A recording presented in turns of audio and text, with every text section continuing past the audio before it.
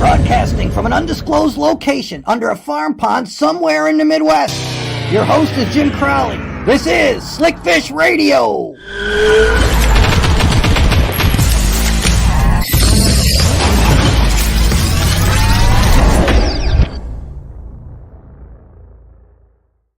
Hey everybody, welcome to another edition of Slickfish Radio. Glad to have you guys on tonight. We're going to have a fun show tonight. We are going to have my buddy Jeff Simpson from Lindners Angling Edge. Really excited to have him on tonight. You don't know what we went through to get this done because Jeff is not a guy who does a lot of these. You know, he kind of, I think he lives by himself. No, he's got a great family. I'm glad to have him on the show. We've known each other for a long time, and we're gonna talk about that tonight.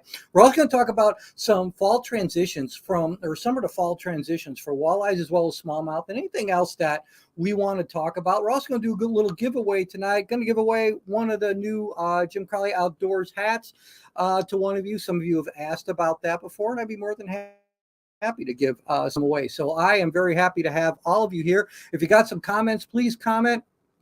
Please let us know you're here. We're happy that you're joining us tonight. And I want to thank our friends, as always, from American Tackle Company.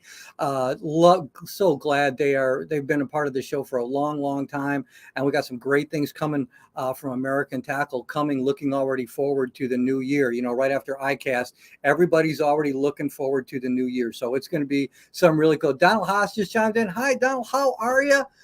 Good to see you tonight. Glad you are here. And also, hey, my beautiful wife, Rhonda Crowley, she actually said here, you guys can see this here. She is from the executive offices upstairs. The entire staff is watching. So that means Rhonda and both dogs, Moxie and Bella. That's the entire staff we have here at Jim Crowley Outdoors. That's pretty much it. So glad she's there. We were in La Crosse a couple weeks ago. New show drops tomorrow on Wired to Fish TV, as well as on our YouTube channel. And you guys heard us talk about it last week when we had Craig Storms from Dakota Lithium on. It was hot, but we got a really cool bite. Patrick Moore, old friend from high school and grammar school. Patrick, how you doing there, buddy? Glad to have you on. We had a really cool bite in La Crosse a couple weeks ago. 80-something degree water. We're catching largemouth, smallmouth, and walleyes on jerk baits on wing dams. We had some fish on frog. You always have fish on frog when you go to La Crosse, but it was a very, very cool bite that time of year to get those fish to react, and some really nice size largemouth especially.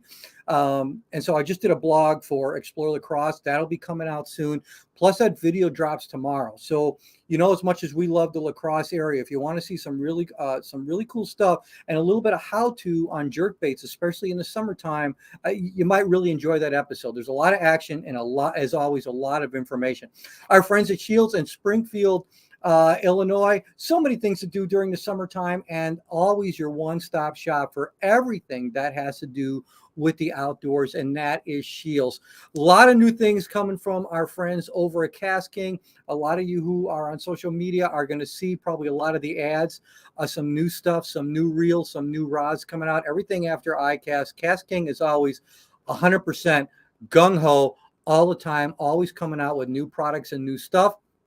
I'll be reviewing some of the new tools later, probably this month, maybe next month, and I'll show you some of the stuff that we've been using, as well as some of the new reels and some other things. There's new tackle boxes, there's new tackle bags, everything.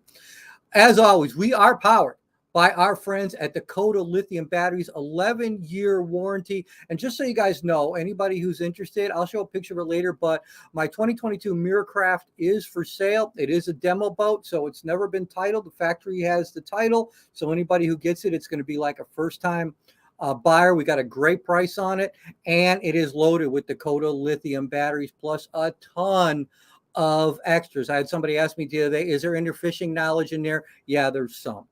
But if you're interested, we'll show you the picture of the boat later. But yeah, it's loaded with Dakota Lithium, and you get all the warranties on the boat, plus the 11-year warranty on those Dakota Lithium batteries. You just cannot beat it. But what we wanted you here tonight is we wanted to talk fishing, and so I am going to bring in the guy who I am thrilled decided to join us.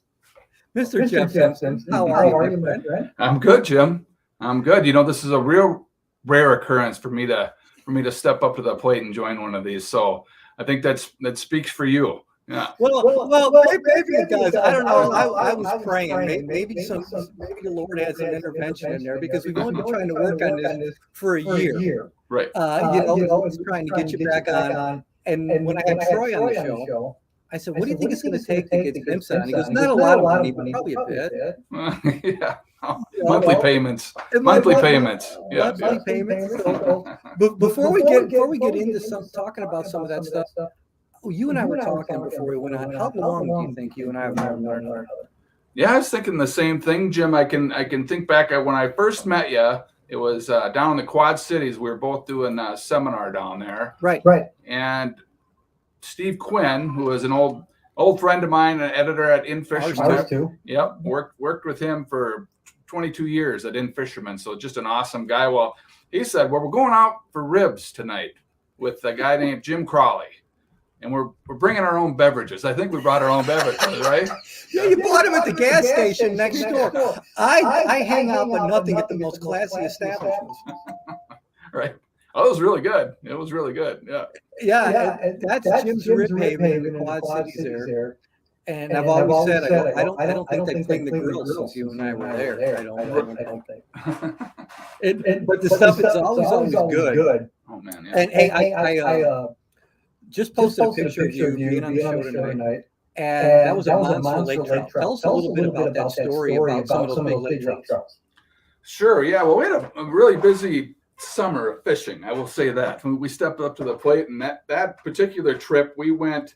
We were up on Lake Superior into Canada. We're into the Superior country, which is in Ontario, and we went out on the island. We stayed on an island, and then we went after these lake trout. Was kind of our mission, which is we've been on those missions all summer, but this was really neat. I got up there, and I'll be honest with you, I've not been on many trips where I was just floored by the scenery. The scenery alone was just absolutely amazing.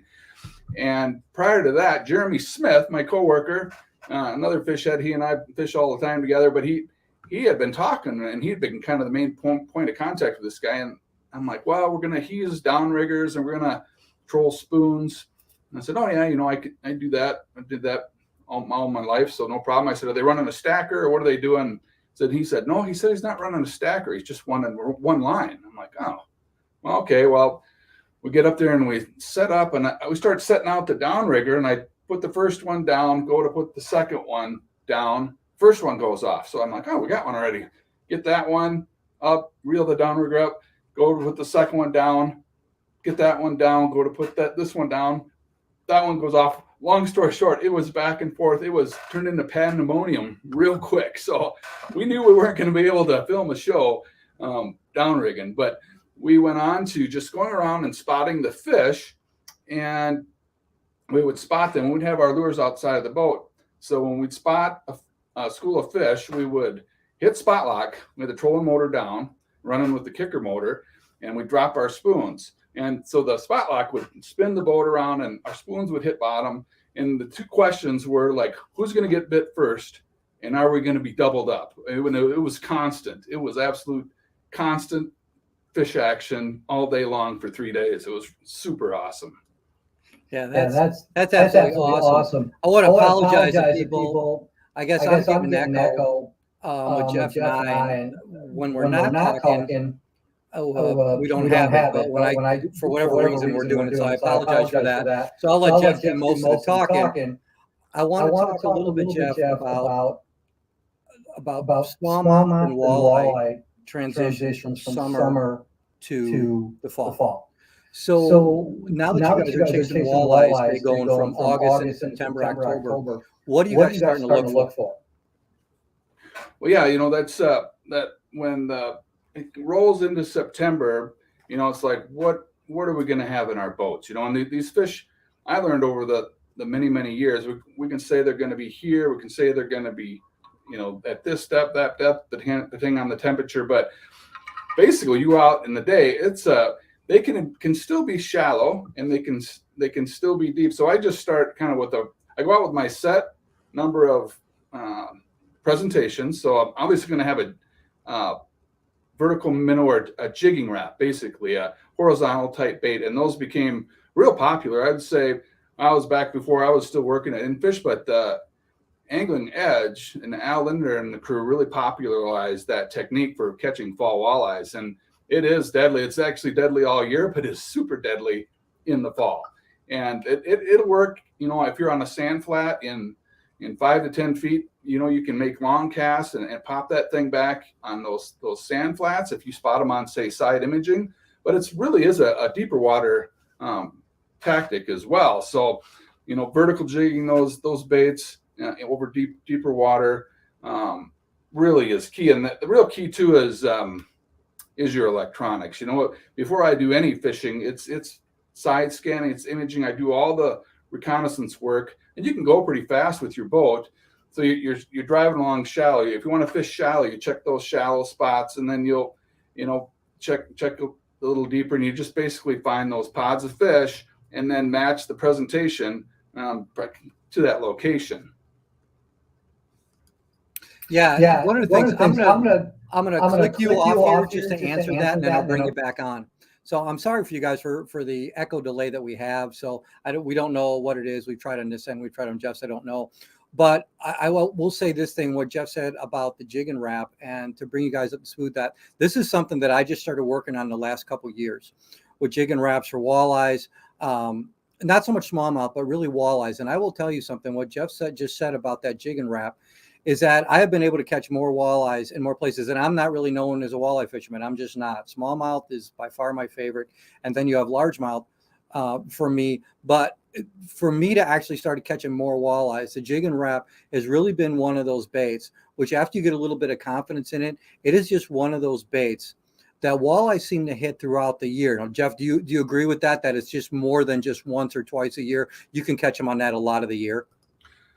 Oh yeah, absolutely. If we're going to Canada, they are definitely, number 1 or 2 in the presentation options, right? But you can definitely catch them all year long, and there's sometimes like you'll see in fall, like they'll stop hitting them. They'll come to a point where like, oh, they're not catching. That's all part of the transition from fall into winter, right? It's getting too late in the year, and it just seems like they don't hit them as well that particular time of the year. And if a lot of people are using them, say on a heavy pressured body of water, you might see a little variation. But day in and day out, that thing is absolutely amazing. It really is. And it's basically you're casting it out like a jig, let it sink to bottom, and it sinks so well.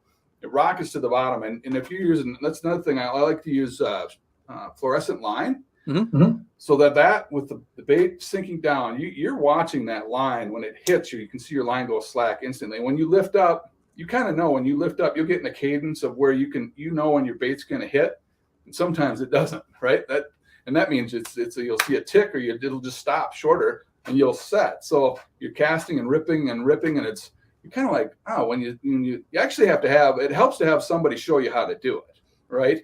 Because then you're like, you're jigging it that aggressively, or there's these different nuances. Certain people can come up with these different cadences, and once you get onto it, boy, it is lights out, a dynamite presentation. Yeah. Now, one thing that I know is Troy's the one who actually showed me a lot about it, and what I was doing was jigging it more, ripping it almost at a little bit slight more of an angle, worked more than just straight up and down, unless it was under the boat. When you were casting it out, I was doing it more at an angle.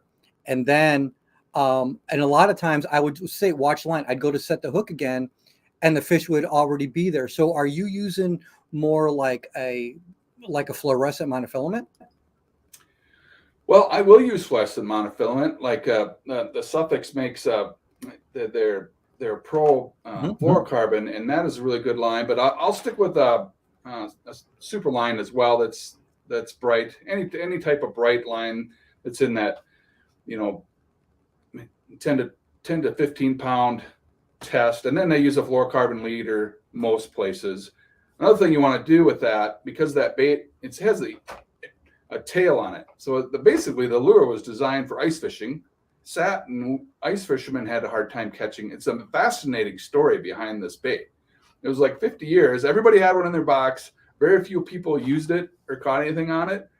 And now literally like Rapala sells out of them, and then it's been copied. So 50 years later, all of a sudden this bait explodes that's been around forever. So super interesting story behind the bait itself. But the design is it has a tail fin, it's for vertical jigging. So when you lift up, it darts forward. Well, if you're casting it and ripping it, it's spinning, so you want to put just a number 0 swivel in between the fire line and the fluorocarbon line, and that'll prevent that terrible line twist. And it'll actually, if you accidentally reel it into up to your guide or whatever, it'll go through the guide, and you don't want to make a habit of that, but it's not going to bang against the guide there. And I would suggest adding those as. Yeah, one of the things I did with it is I'm using 10-pound Suffix 832, and then I went to an 8 or 10-pound monofilament, like that advanced monofilament leader, about 18 inches, and put that little swivel that you haven't been. So basically what that does is prevent line twist, kind of like what Jeff was saying. Just for those of you who haven't done this before, I would highly suggest that if you haven't done this before, any of you walleye guys that are listening to the show tonight, or will listen to this on Roku or Fire TV, I cannot tell you how this changed for really a non-walleye guy, how this really changed my walleye fishing for me, because now I feel confident that I can go anywhere, go to a sand to rock transition or a sand to weed line transition. And if I really want to check for walleyes, one of my favorite things, and the color to me has not really seemed to matter. A size 7 or size 9, size 7 is the one that I have the most confidence in. I know 9 works too. But just by doing that and jigging that bait at an angle, we just did it in La Crosse last weekend to catch walleyes and catch smallmouth off the bottom of wing dams. And it is just one of those baits that if you give it some time and you give it a little bit of effort, you will be amazed. I will tell you what, those are some of the hardest hits that I've ever had from walleyes. Now, Jeff, do you feel the same way on that? Oh yeah, absolutely. And I think it's just the way that you get those fish going. It's interesting if you can ever watch fish, depending on the lure that you're using. And I had a great example of. Well, I was up in Canada years and years ago, and I was working what was called a moss boss across the top of these weeds, and we were fishing pike. And I literally saw, we'd catch them, and you'd envision in your brain how these fish are striking the lure. So I'm thinking, it's tracking it, comes up behind it and hits it. Well, I literally saw it. It was perfect conditions. We saw how these fish were maneuvering, and I was working that thing, and you could see the fish dart through the weeds and get in front of it, almost like a lion or a cat would in front of their prey. And they waited, and as soon as that came into the open pocket, they were smashing that. And I've used swim baits and weeds, and walleyes will definitely hit the baits harder with those. And the same with when you're working this bait aggressively with the jig and wrap, you better hold on to your rod. Yeah, right, Jim? Yeah. It is. It's a pretty incredible. It's a pretty incredible lure, and color has not really made a difference for me. It just seems I'll always use a perch or a fire tiger colored pattern, and that just seems to work well for me, especially in northern waters. That's just a staple that I'm going to use. I got confidence in. But I've heard more people say that color really doesn't make a difference. And Dan Quinn, a buddy of ours, has said that too, that color really doesn't seem to make a difference to him. It's more or less the action. And there's really not a lot of lures that I can say that about. Do you feel the same way? Yep, I would say out of all the lures, that would be very true. And I would say that my one exception, if I'm rip jigging like a boot tail through the weeds, same thing. I think it's the way that they're predators, and it's the way they ambush those baits. It doesn't matter. They've identified this thing as something they want to eat, and that's the other thing. It's like it's buried. Most times you got them. They've inhaled the bait, right?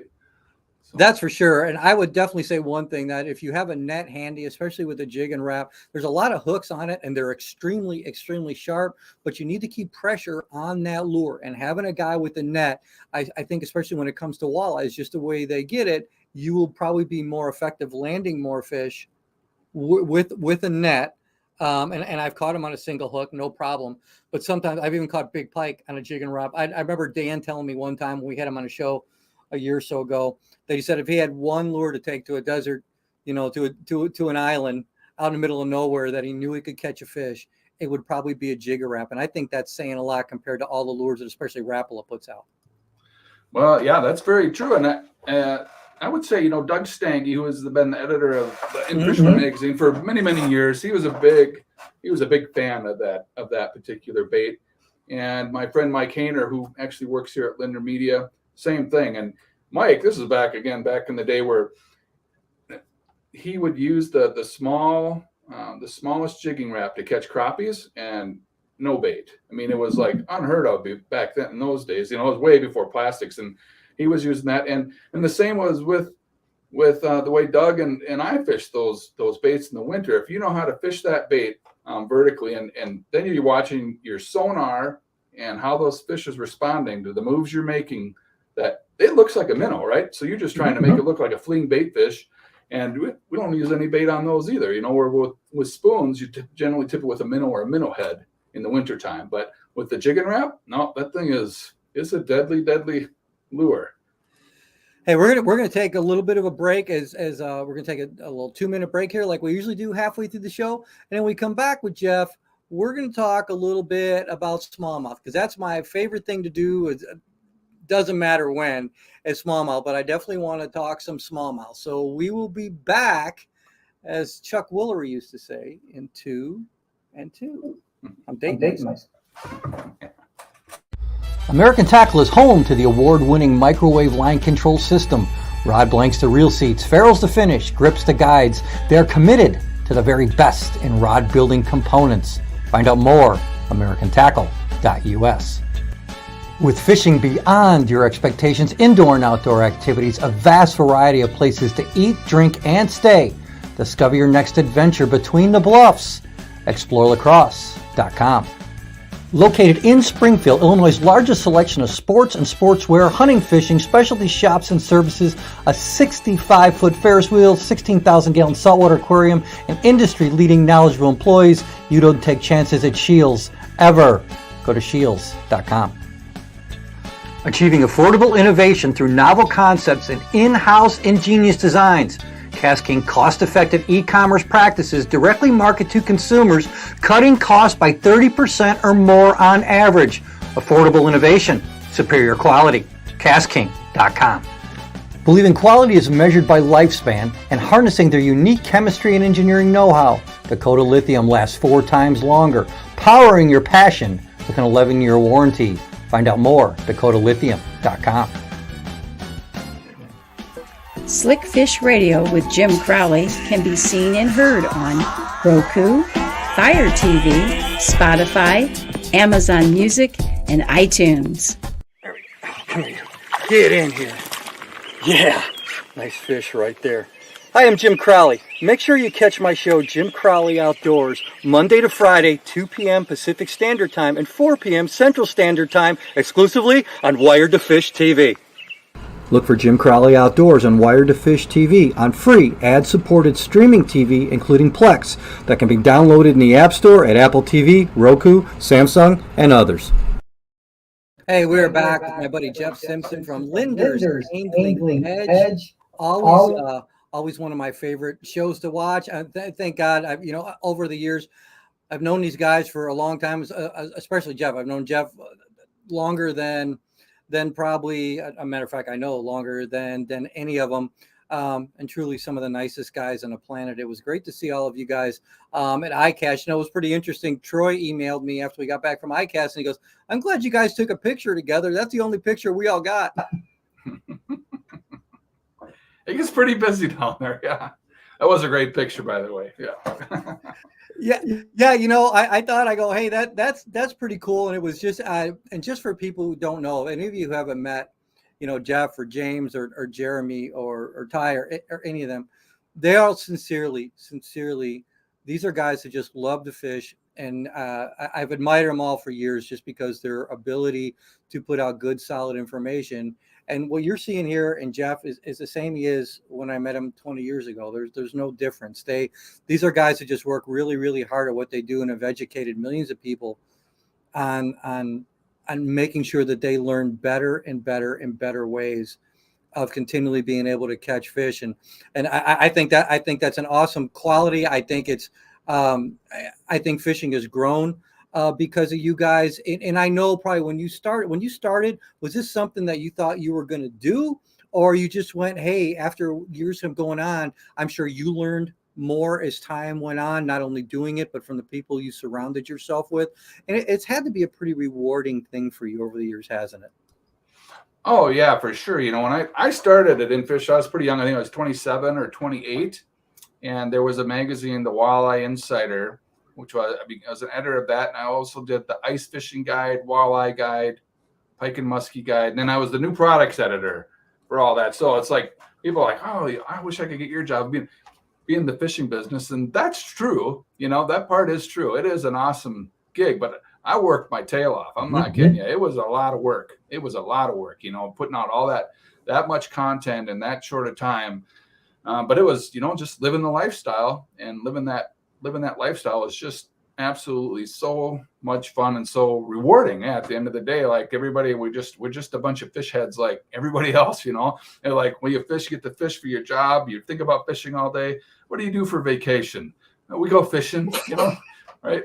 And duck hunting, right, Jim? Yeah. No question, dude. We go duck hunting, and we're getting ready to do that. I want to tell these guys a quick story before we talk about smallmouth for just a little bit.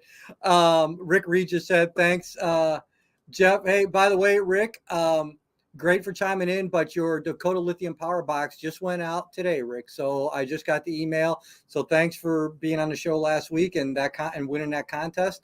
But you are getting that power box, so it's coming your way. This year when we went up to Mille Lacs, and I go every year, it's my absolute favorite. It's one of my absolute favorite lakes in the country. I have two places in the States, and I have a lot of places that I love in Wisconsin and Minnesota. I should actually just move to one of those places. I love them both a lot. And La Crosse is one of my favorite areas, as everybody knows, and so is Mille Lacs. I've been fishing near Mille Lacs for a good 10 or 12 years, and the last 3 or 4 years I've been fishing with Troy a lot, and we always have a great time. He always makes time for one day where we just get and go and just rip the smallmouth and do what we love to do and have a good time. Pull up to the ramp this year, and here comes this boat and truck pull up, and the guy gets out of that boat, and I'm like, I could see from a distance, I'm like, holy crap, I think that's Jeff Simpson. And so you start walking over toward me and you go, there's only one guy who's got a truck like that,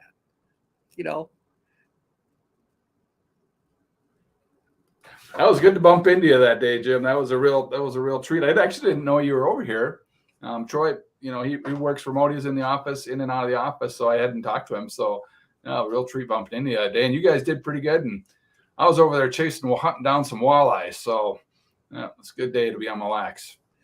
Yeah, Paul Mickley actually said because I fished with Paul just about a couple weeks later in Florida got my first tarpon with Paul, and he's like, oh my goodness, he goes, those two guys in the same area over there. He goes, that's it. He goes, I'm glad I'm in Florida.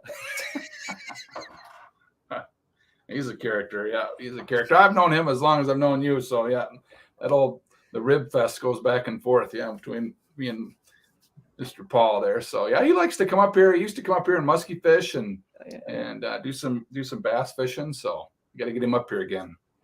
Yeah, he's one of a kind too. I'll tell you what, he's a lot of fun. And let's transition a little bit and let's talk about a little bit of smallmouth fishing. What are you looking for now?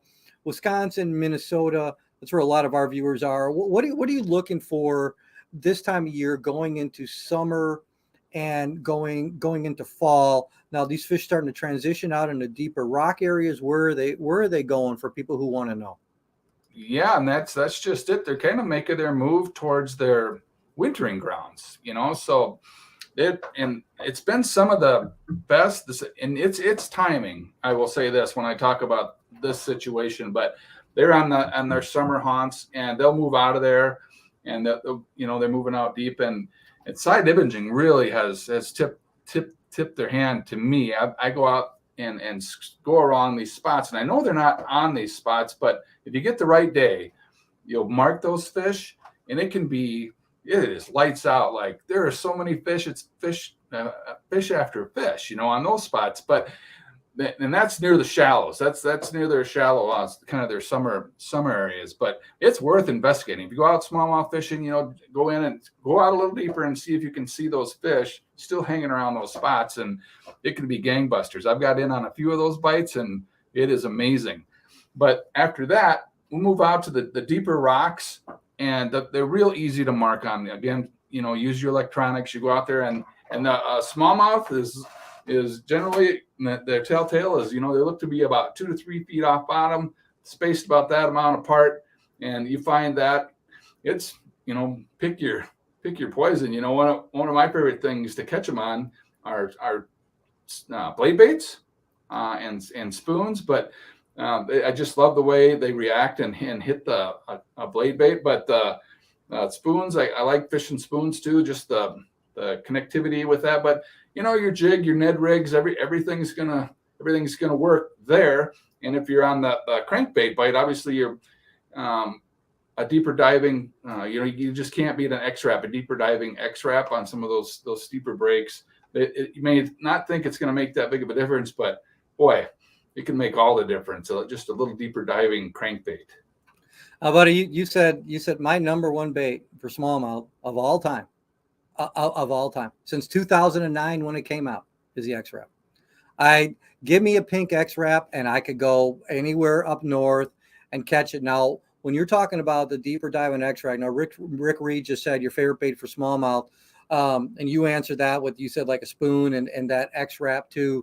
And one of the things I like is like a VMC rugby jig and putting a little craw on the back of it and running that over the rock piles. I've done that in Ontario. I've done that in Minnesota when they get out on those reefs. Now, and I know you said Ned rig, but is there another plastic for guys? Say they pinpoint that reef, okay? So they pinpoint that reef and say those smallmouth are hanging off on the corners of those reef or even on top of it.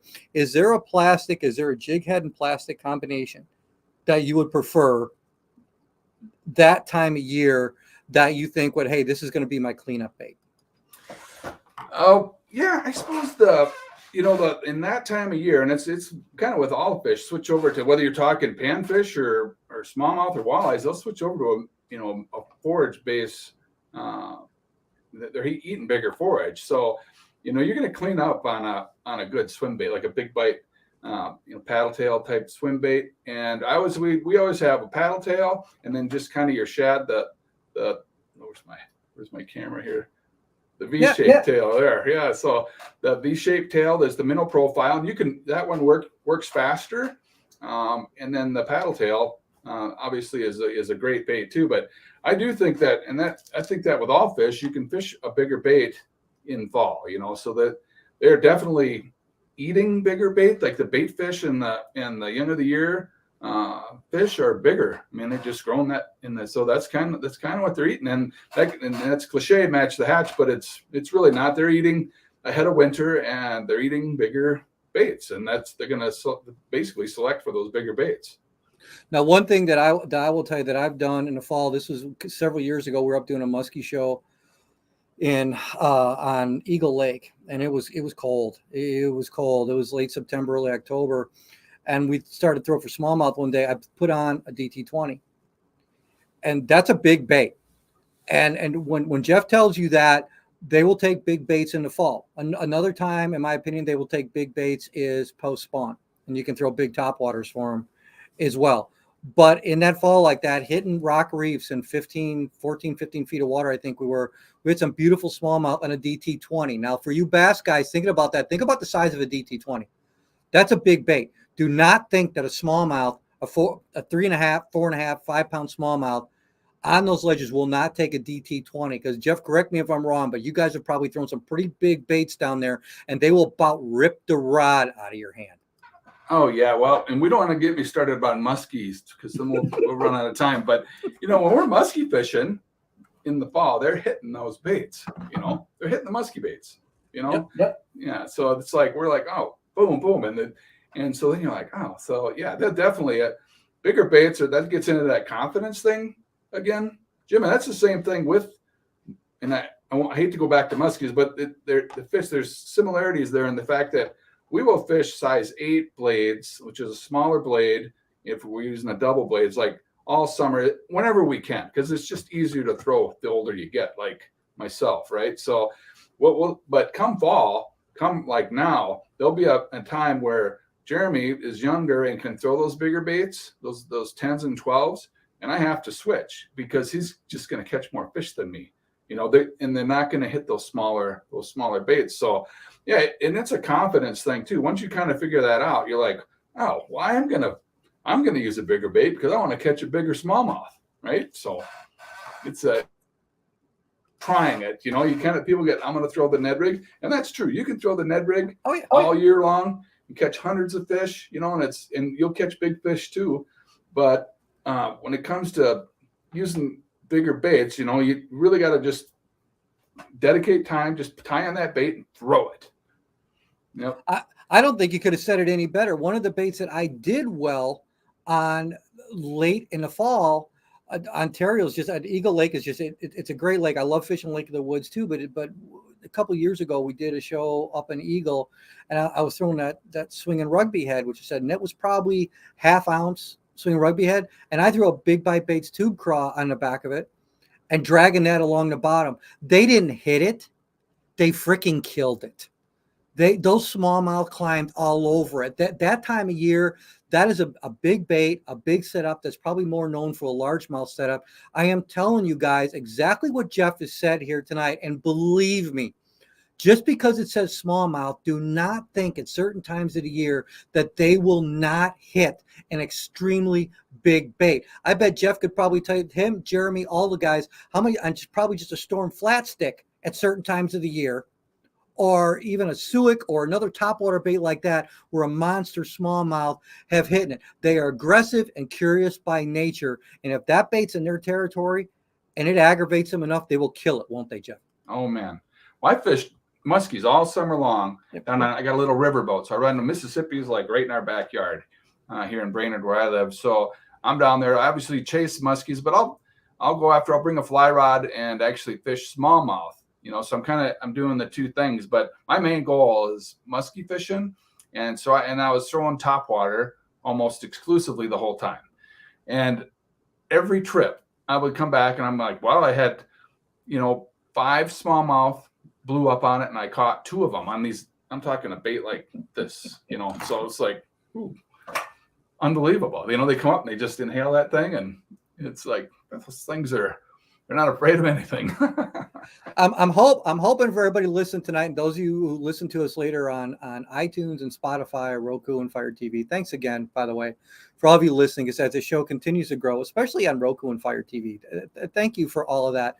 I hope you take this information to heart. These are 2 guys not trying to sell any product. These are 2 guys telling you what works on these transition times when we talk later in the year. Just because it says smallmouth, do not think it's just going to be small baits. Think outside your comfort zone if you haven't done it already. We've both done it. Thousands of anglers across the country have done this more. When you think about just think about these fish they're looking for this food this time of year. This is a type of size of food that they're going. 3 things. It's the olden fisherman formula, right, Jeff? It's F plus L plus P. It's fish plus location plus presentation. I've went by that since I met Al when I was a teenager, and that's what I've always guided my fishing by. Is the fish have to be there, you have to be able to locate them, and you have to be able to present the bait the right way. It is that simple, and it is that difficult. Sometimes you have to get outside your comfort zone and think about it. But once you get it, I've always said, once you learn the technique, and I still try, 56 years old, I still try to teach myself a new technique every year, or try to get better at something every year. Once you get it, once you get that first fish, it is like riding a bike. You will get it. You will do it. But if you keep doing the same thing and expecting better results, sometimes that's not going to work. Getting outside your comfort zone and doing certain things at certain times of the year, that's basically what Lindner's Angling Edge is all about, is showing people how to fish with drop shotting crappies, doing things like that, doing different things, throwing jerk baits for panfish, for crying out loud.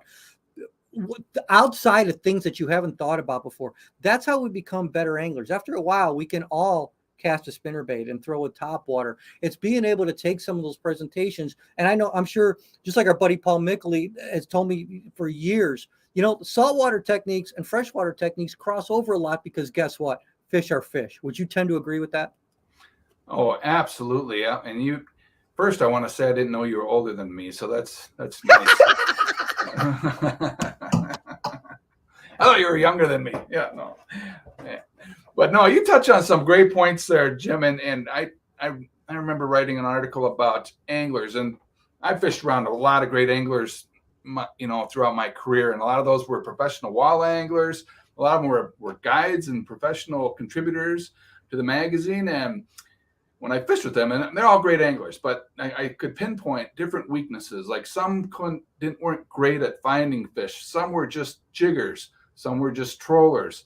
Some lack confidence in certain areas of their game, and that's fine. We all have that going for us. So if your weakness is you don't know how to find the fish at certain times of the year, like do a little research and just go fishing. Go fishing. Don't be afraid to go to a new spot that doesn't make sense to you. You're a little afraid, like, how do I fish this area? Or if you're a troll, you're not much of a troller, just try trolling. Like, get back to walleyes.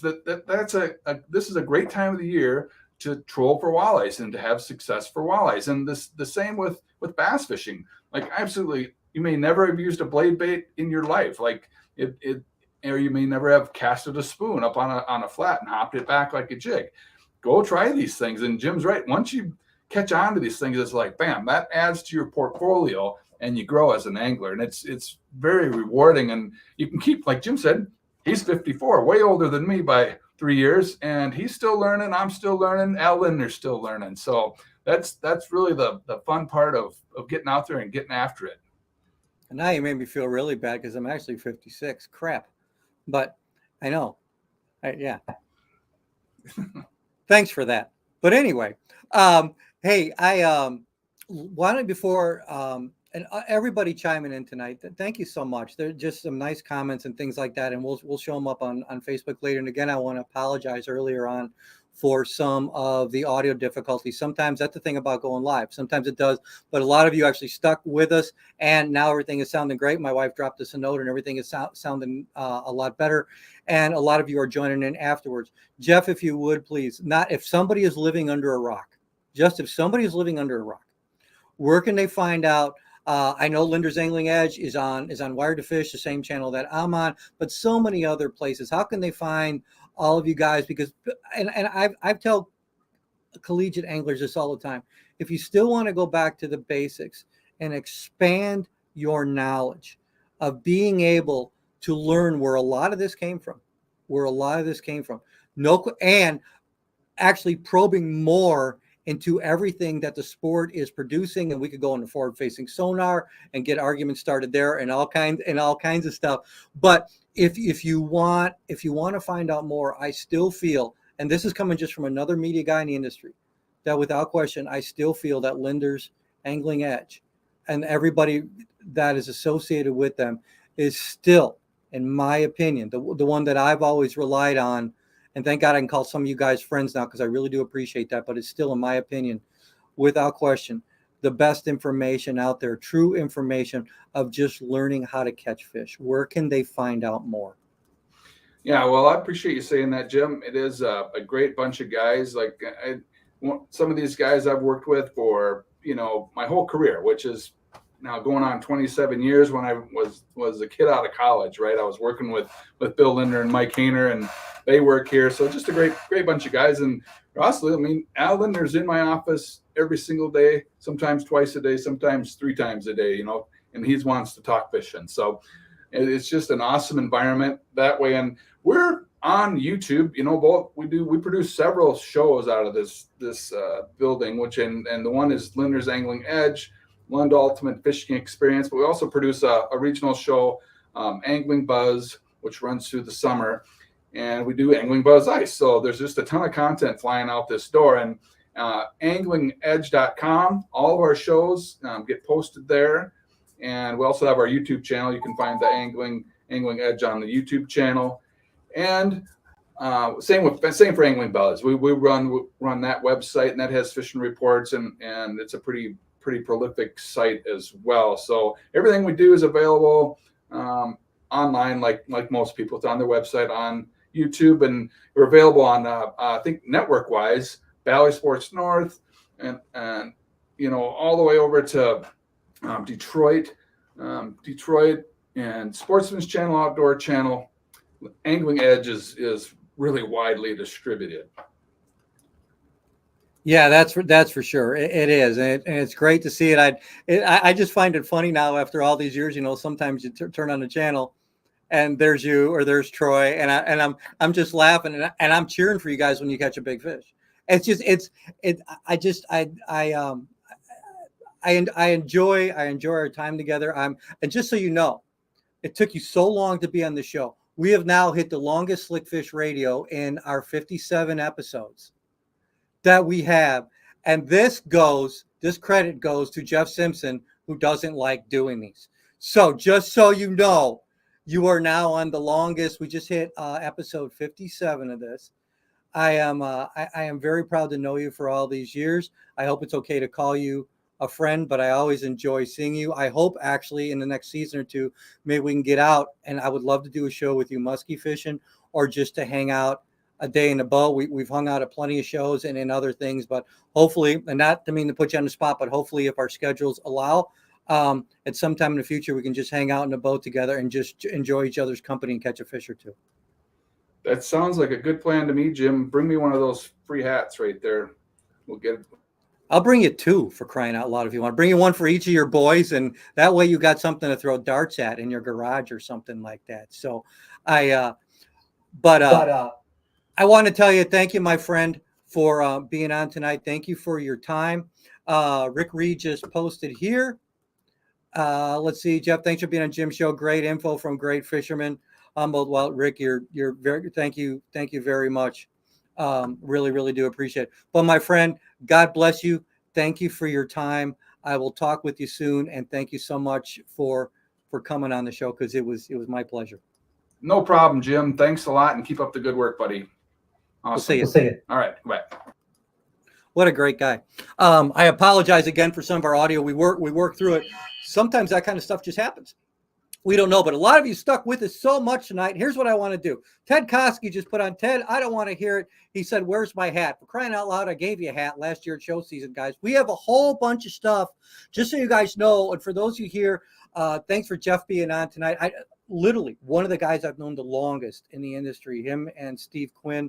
And they're so kind, such good people, and such great knowledge from these guys. And it's just, the Lord's blessed me with a great career in this industry, and to be able to know some of these great people that are just so humble with what they do, and so smart and so knowledgeable and willing to the only way we grow this sport, you need, no matter who you are, you don't have to be me, you don't have to be Jeff Simpson, you don't have to be anybody at Lindners England.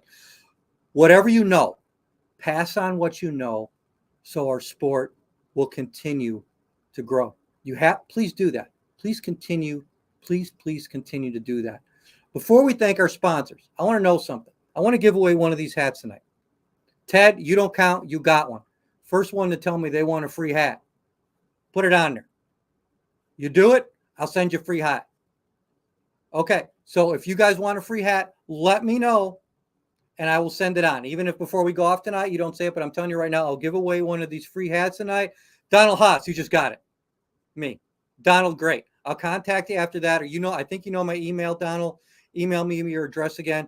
I'll send you one of these hats, and chances are I'll probably send a couple other things for you too.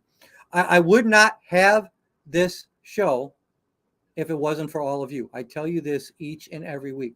I am so thankful for all of you, because you help this show continue to grow. Before we leave tonight, I do want to give you, from our friends at Cast King. Of course, if you go to castking.com and use the code JC52AFF, you'll get 20% off any and everything. And there's some really, really cool stuff on Cast King right now. There's some new reels coming out, new tackle bags. So just make sure, if you want something from Cast King, I'm giving you 20% off. You never got to pay retail again when it comes to Cast King. Go to Cast King, put in a code JC52AFF, use it as often and as much as you want, and you get 20% off. Our friends from American Tackle Company, We'll have some announcements coming up in a couple of weeks from American Tackle, which I'm excited about. Our friends at Explore Lacrosse. Make sure that you, and somebody said tonight already, they already watched the show on Wired to Fish. I think Rick Reed said he watched the show on fishing wing dams. It was on Wired to Fish yesterday, apparently. And it's going to drop on our YouTube channel tomorrow. If you have not subscribed to our YouTube channel, please, please, please go to Jim Crowley Outdoors on YouTube. And I am going to be dropping that video when we're fishing at Lacrosse and wing dams. Some great information on throwing jerk baits on wing dams, especially in the heat of summertime. They weren't hitting a whole bunch of other stuff, and we figured out this jerk bait bite. We did a little bit of frogging too, but we figured out a really cool jerk bait bite where it was largemouth and smallmouth and some walleyes as well. And we show you a lot of stuff, from graph images to everything, show you how to work the bait, the equipment, and everything. It's going to be a really, really good. So if you haven't subscribed to our YouTube channel, please do so. It's new, it's updated. We're trying to grow that YouTube page, but that new episode from Lacrosse will be up and there tomorrow. So Jeff Simpson just sent me a private message and said, I want a free hat. It's $9.95, Jeff. Hell no, I'll send you one, for crying out loud. I'd be more than happy to. And put it in your, like I said, you can throw darts at it or something. What a great guy. I you know what? It's a crime how much I have fun doing the show. It's because of great guests like that and because of all of you. I truly, truly, truly enjoy what I get to do. Show you a question real quick before we leave.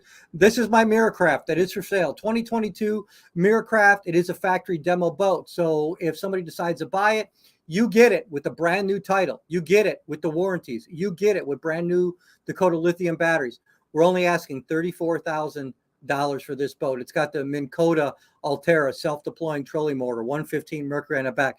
This thing is loaded. Clean, very low hours. If you're interested, please private message me and I'd be more than happy. Matter of fact, if somebody from this show decides to buy that boat, I'll probably even give you a little bit more of a break, what we can. If you're interested, this is a time to get an absolutely beautiful, beautiful boat from our friends at Miracraft. Got a couple more comments here tonight.